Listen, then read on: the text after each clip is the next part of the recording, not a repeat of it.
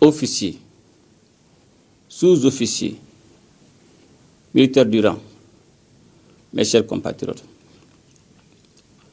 Demain 20 janvier 2024, notre peuple, en communion avec nos forces de défense et de sécurité, célèbre le 63e anniversaire de la création de notre armée nationale.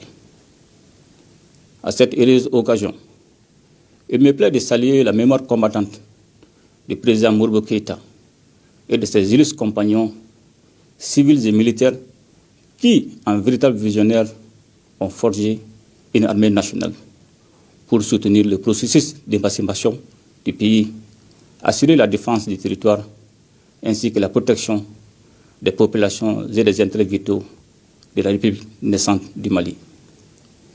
Depuis cette date, les forces de défense et de sécurité, garantes de la tradition de la modernité, écrivent les pages les plus glorieuses de notre histoire contemporaine, au prix d'énormes sacrifices.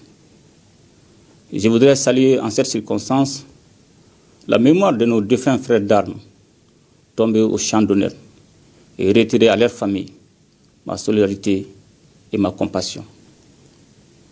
Aux blessés parmi nous, j'adresse mes vœux de prompt rétablissement et exprime une pensée pieuse aux otages militaires et civils.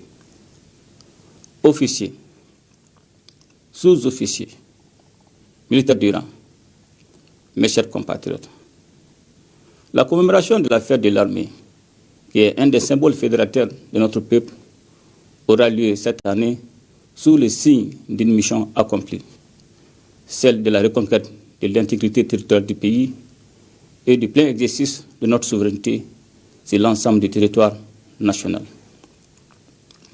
Vous vous rappelez qu'à l'occasion des Assises nationales de la refondation et de la grande mobilisation du 14 janvier 2022, désormais commémorée comme la journée nationale de la souveraineté retrouvée, le peuple avait exprimé comme priorité absolue la reconquête de l'intégrité du territoire, le rétablissement de la paix, de la sécurité et de la stabilité dans le pays.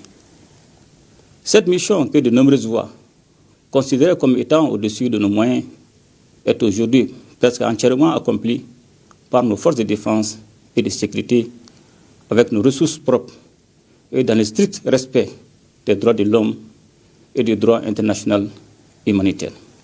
Ces succès, faut-il le rappeler, résultent de l'application rigoureuse dans les plans d'action du gouvernement de la volonté politique largement exprimée par le peuple malien. En plus de la poursuite des réformes indispensables engagées au profit des forces de défense et de sécurité, les efforts du gouvernement ont porté, d'une part, sur l'accroissement des capacités opérationnelles à travers l'augmentation des effectifs et l'amélioration des conditions de vie et de travail des militaires. D'autre part, par l'acquisition d'équipements au profit des armées et services pour la préparation et le maintien en conditions opérationnelles des troupes.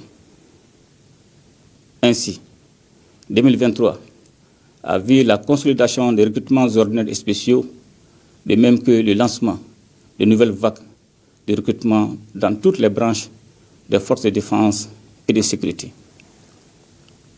En parallèle, les programmes de formation, d'entraînement et de préparation opérationnelle des forces ont été adaptés au contexte. Le renforcement des capacités aériennes et terrestres a été assuré par la dotation des FAMA en plusieurs véhicules tactiques de combat, engins blindés, avions, hélicoptères et drones, en mettant l'accent sur l'aptitude à opérer en autonome. La réussite de la sécurisation du référendum du 18 juin 2023 et de la biennale artistique et culturelle à Mopti en est une illustration. Le renforcement des infrastructures a connu un essor particulier avec l'ouverture des sentiers, des camps militaires dans les localités de Bukuni, Kita, Djema, San et Koutiala, et avec la fortification des emprises sur le théâtre des opérations. De plus, le démarrage de la construction des logements au profit des forces de défense et de sécurité ainsi que la révalorisation des états-majors par la mise à disposition des postes de commandement ultramodernes contribuent à l'amélioration du cadre de vie des hommes et de leurs familles, de même que leurs conditions de travail. L'inauguration prochaine de l'hôpital militaire de Banakoro est un atout essentiel et un témoignage de notre profonde gratitude envers nos militaires blessés, mais aussi constitue une opportunité pour nos compatriotes qui bénéficieront des soins de qualité tout en réduisant les évacuations sanitaires au coût exorbitant. La militarisation de la police nationale et de la protection civile a été une des réformes déterminantes dans la transformation du corpus doctrinal des forces de défense et de sécurité. L'adoption du statut de la réserve et d'autres textes sur les armées et services s'inscrivent dans cette dynamique qui vise à harmoniser et à fortifier la doctrine d'emploi des forces, tout en garantissant une disponibilité accrue et une capacité de mobilisation à la hauteur du défi. Je voudrais saisir l'occasion que m'offre la commémoration des 103 ans de notre armée pour réaffirmer la ferme volonté du gouvernement de la transition de maintenir à un niveau élevé les efforts engagés en faveur de la défense et de la sécurité. Officiers, sous-officiers, militaires du rang, mes chers compatriotes, les résultats acquis nous rappellent l'héritage des pères fondateurs de notre nation et le sacrifice des milliers d'hommes, de femmes, civils et militaires qui se sont vaillamment battus pour que notre pays soit ce qu'il représente aujourd'hui, un pays libre et souverain, ancré dans ses valeurs morales, spirituelles et socio-culturelles, avec des communautés interdépendantes qui vivent dans la diversité et en harmonie. À cet égard, la fête de l'armée demeure pour notre peuple un exercice de souvenirs essentiels destiné à pérenniser notre glorieux passé, afin que les sacrifices consentis restent toujours vivaces dans la mémoire collective des Maliens. C'est également une occasion toujours renouvelée pour notre peuple de témoigner sa reconnaissance à nos forces de défense et de sécurité pour leurs combats et leurs sacrifices qui ont abouti à la libération de la patrie.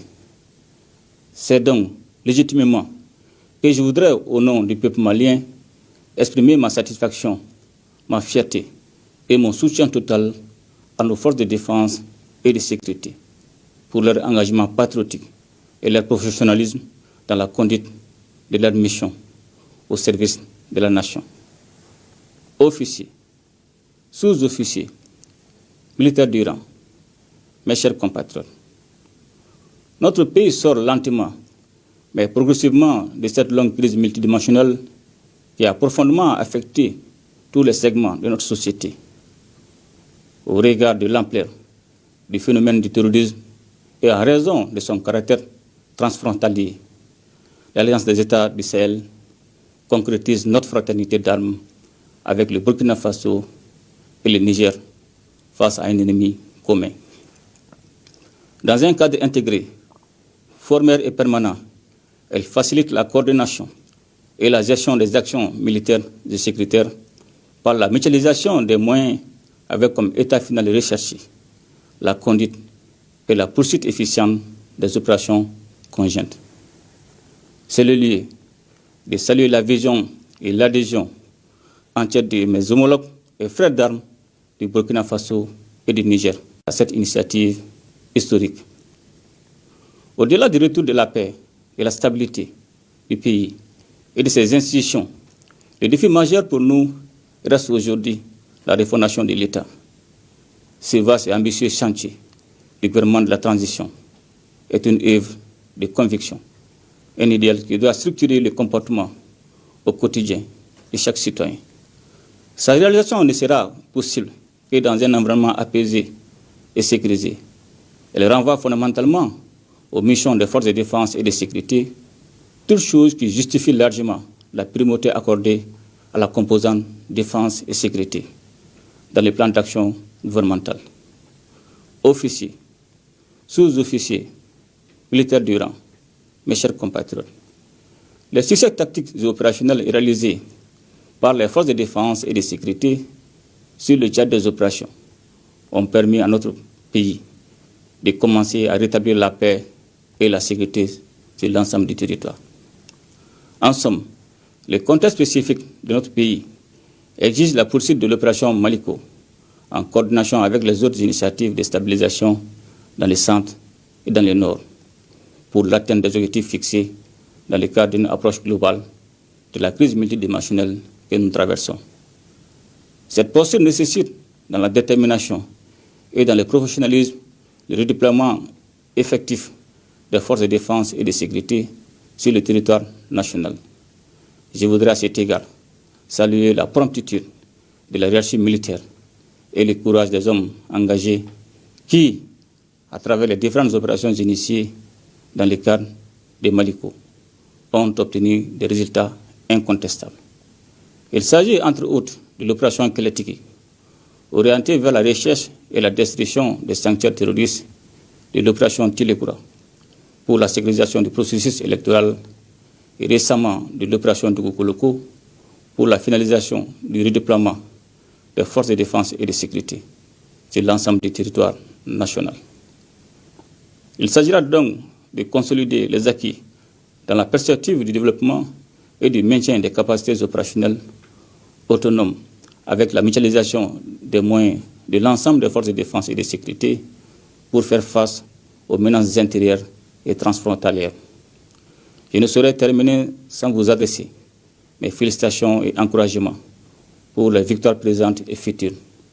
C'est sur ces notes d'espoir que je vous souhaite à toutes et à tous une très bonne fête de l'armée dans un Mali uni, prospère et pacifié. Vive les forces de défense et de sécurité au service de la nation.